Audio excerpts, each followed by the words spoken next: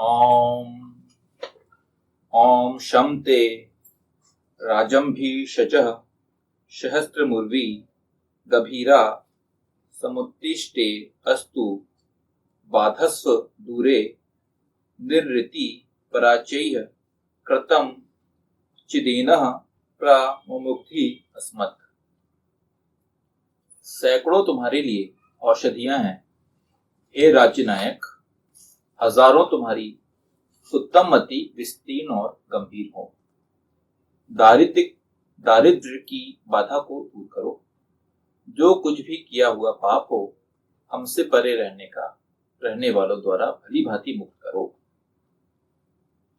यह ऋग्वेद के प्रथम मंडल के 24वें सूक्त का नौवां मंत्र दिया गया है। बहुत ज्यादा कंप्यूटर के आ जाने से हो गया कि जो मैन पावर है वो थोड़ा थोड़ा कम होने लगा। कंप्यूटर ही बहुत सारा काम कर लेता लोगों का। एक टाइम हुआ जब कंप्यूटर नहीं था तो लोगों की आवश्यकता ज्यादा होती थी। धीरे धीरे एआई आ रहा है और दुनिया भर की चीजें आ रही हैं। रिसेंटली भी और नई चीजें आ रही हैं। कारें ऐसी आ रही है जो सेल्फ ड्रिवन हो, जिसमें कि आपको ड्राइवर की भी जरूरत नहीं, बैठे हो सोते हुए जाओ, कार खुद ही चल जाएगी। तो हो ये रहा है कि ये सब चीजें आने से क्या हो रहा है, अब लोगों की जरूरत, लोगों की आवश्यकताएं कम पड़ रही है जॉब में। तो जॉब की जो नंबर्स हैं वो धीरे धीरे कम होते जा रहे हैं। तो अब क्या है, अब पॉइंट यहाँ आ रहा है कि आप खुद समझे इस चीज को। अब ये नहीं रहना चाहिए हमें कि मेरे को तो सिर्फ और सिर्फ यही जॉब करनी है। जैसे कि रिसेंटली अगर हम अभी का एग्जांपल देखें, बहुत सारे हमारे यहाँ के जो नव युवा हैं, सबके सब आईएएस का या सिविल सर्विसेज की प्रिपरेशन करने के लिए उसमें अपना पूरा टाइम खराब करते हैं। मैं ये नहीं बोल रहा हूँ कि नहीं करना चाहिए, करना चाहिए, लेकिन होता यह कि अपने 5 साल 6 साल आप अपने वो पूरे के पूरे उस चीज के लिए दे रहे हो जिसकी प्रोबेबिलिटी ऑलमोस्ट 1% आधा परसेंट है। तो उसके लिए आप इतनी मेहनत कर रहे हो, आपका जो डायरेक्शन है ऐसा होना चाहिए, आप इतना दिमाग का सब खुला हुआ होना चाहिए कि आप उसको के अलावा भी अगर कुछ कर सकते हैं तो आप करें। अगर इंसान का ब्रेन अच्छा चल रहा है, उसका दिमाग अच्छा है, तो वो सिर्फ और सिर्फ नौकरी के लिए नहीं करना चाहिए। वो अगर बिजनेस करना चाहता है, बिजनेस माइंड है, तो बिजनेस माइंड के द्वारा करें। अल्टीमेटली लक्ष्य क्या है? लक्ष्य ये नहीं है कि मुझे एक सरकारी नौकरी चाहिए। लक्ष्य है कि मुझे अपने जीवन के स्तर को बढ़ाना है। इसके लिए मुझे पैसों की आवश्यकता है। बहुत सारे लोग सिर्फ सरकारी नौकरी के बारे में सोचते हैं। कुछ लोग सोचते हैं कि प्राइवेट नौकरी करें। प्राइवेट नौकरी, सरकारी नौकरी, कुछ भी करें, आप पैसों को कमाएं और अपने जीवन स्तर को बढ़ाएं। पॉइंट ये यहाँ पे यही गई। वेद में कहीं पे ये बात नहीं की जाती कि भाई ऐसा काम करना, वो वेद के अनुसार सही होना चाहिए और आप अपने जीवन स्तर को बढ़ाएं, फाइनेंशियली आप स्ट्रॉन्ग बने। ये इंपॉर्टेंट है, इस बारे में हमें ध्यान देना चाहिए। अगला जो फुटनोट है, जो कुछ भी किया हुआ पाप हो, हमसे परे रहने वालों द्वारा भली भांति मुक्त करो। कृतम चित एवं अस्मत् पराचय प्रमुमुक्ति।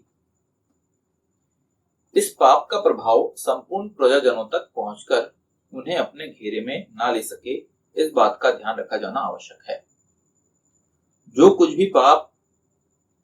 भी किया हुआ पाप हो, हमसे परे रहने वालों द्वारा भली भांति मुक्त करो। यह है फुटनोट।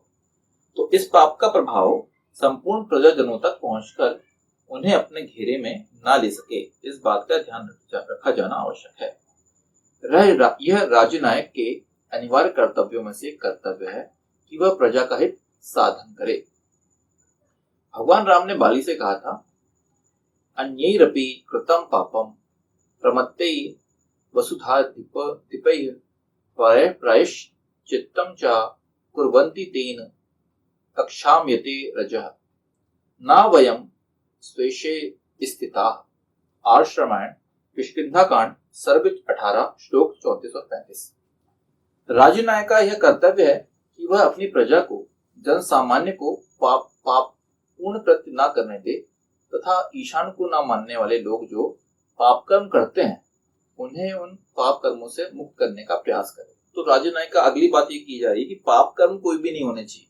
पाप कर्मों से पाप प्रति, मतलब जैसे हम बात कर रहे थे, अभी इसी की बात कर रहे थे कि हो सकता है कि आप ऐसे काम कर जाओ जो कि कानून के या वेद के हिसाब से गलत है, पाप कर्म कर जाओ, तो वो आपको करने से आपको रोकने की जो रिस्पॉन्सिबिलिटी है वो यहाँ पे आपके राज्य नायक की है। तो यहाँ पे जो उदाहरण लिया गया, वो बोला गया है, वो भगवान राम ने बाली से क्या कहा। तो बाली से जो कहा गया था वो तो उन्होंने मतलब सीधे सीधे एक श्लोक में हमारे यहाँ बात की गई है कि वह राजनायक का यह कर्तव्य है कि वह अपनी प्रजा को, जन सामान्य को पापों कृत्य ना करने दे तथा ईशान को ना मानने वाले लोग जो पाप कर्म करते हैं उन्हें पाप कर्मों से मुक्त करने का प्रयास करे।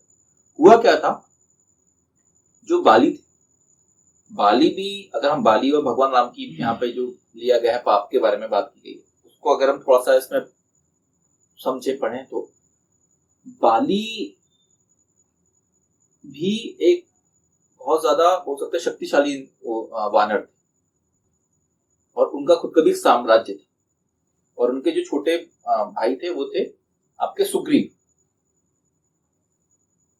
तो बाली इतने पराक्रमी थे, उतने ज्यादा उनका आप बोल सकते हो कि उनके पास बल था कि वो रावण को भी वो पूरे दुनिया के चक्कर लगवा दिए थे उन्होंने, क्योंकि बाली के पास ऐसी शक्ति थी।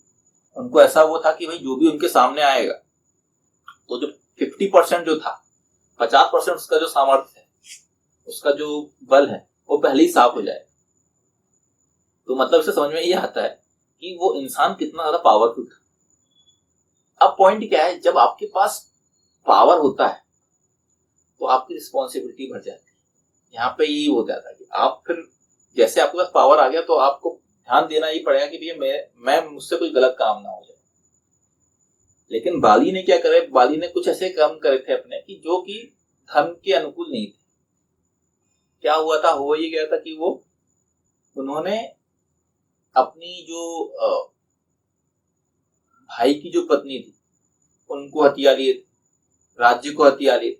और रीजन क्या था, रीजन ये था कि वो जो भाई था वो समझ नहीं पाया, वो थोड़ा कंफ्यूज हो गया कि वो एक युद्ध हो रहा था एक्चुअली बाली का और एक राक्षस था, एक हमारा उसका युद्ध हो रहा था। वहां पे वो गुफा के अंदर चले गए, वहां पे गुफा से बंद हो गई। वहां पे उसने जो राक्षस ने सब चिल्ला दिया कि इसे बाली की आवाज, तो सुग्रीव को समझ में नहीं आया और उन्होंने 1 साल तक वेट किए और बोले थे कि जब मैं निकलूंगा तो तब तक वहां खड़े रहना। क्या वो आवाज ऐसी आई, खून निकल गया, बाहर आया, तो उसको लगा कि भाई शायद ये नहीं रहे, तो उन्होंने बोले राक्षस को बंद करने के लिए भी मैं ऐसा बंद करके मैं आ जाता। लेकिन हुआ क्या, जब बाली वापस आया तो आने के बाद वो जो गुस्सा होता है, एक अंग्रेजी में एक कहावत है कि great power comes with a great responsibility. मतलब क्या कि आपके पास अगर बहुत ज्यादा पावर है तो उतनी ज्यादा आपकी रिस्पॉन्सिबिलिटी बढ़ जाती है। अब आपकी रिस्पॉन्सिबिलिटी बढ़ तो गई, लेकिन आपने रिस्पॉन्सिबिलिटी को एक्चुअल में अपनाया नहीं। आपने ये करा, अपने भाई को ही भगा दी, अपने भाई की वाइफ को ही, मतलब भाई को भगा के वही कर लिया। अब गलत काम, अपने एक्चुअल में धर्म के अगेंस्ट का काम कर लिया। अब धर्म के अगेंस्ट आप काम करेंगे, आप पापपूर्ण कृत्य करेंगे, तो आप क्या एक्सपेक्ट कर रहे हैं कि आपको उसका सही परिणाम मिलेगा? तो नहीं मिलेगा। तो भगवान राम ने जब बाली का हनन किया था तो भी उन्होंने, अगर आप देखें बहुत ध्यान से, अगर आप, मैं थोड़ा इसके बारे में सोचा था, भगवान राम ने पूरे के पूरे अपने काल में, अगर हम रामायण देखें या रामायण के श्लोक देखें, मतलब भगवान राम के चरित्र की अगर हम बारे में सोचें तो आपको कहीं नहीं मिलेगा कि भगवान राम ने कहीं पे भी कूटनीति का उपयोग किया हो। भगवान राम ने कूटनीति का उपयोग कहीं किया ही नहीं है, एक्सेप्ट एक जगह पे, वो बाली का। क्योंकि बाली को मारने के लिए भी कूटनीति चाहिए थी और किसी की जगह पे भगवान राम ने, मुझे नहीं लगता कहीं पे कूटनीति अपनाया हुआ। अगर आप देखेंगे तो हर जगह वो हमेशा शांत रहते थे।